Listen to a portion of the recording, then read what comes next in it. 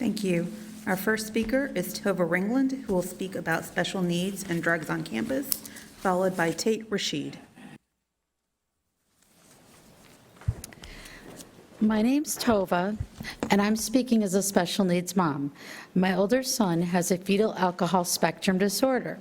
According to the Center for Disease Control, fetal alcohol spectrum disorder affected children are more likely to engage in risk-taking behavior with limited control of their impulses.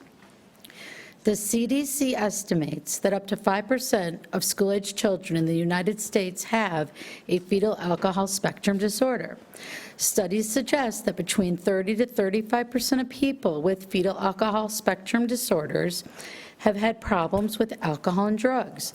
Other factors like abuse increase some of these students' risks for drug and alcohol problems.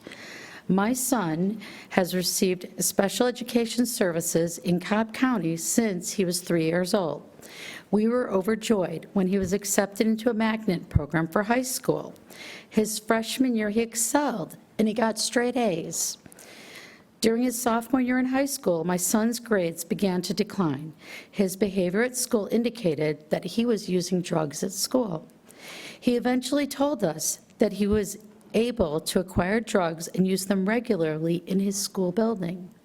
In February, we removed my son from the magnet school and placed him in a therapeutic boarding school.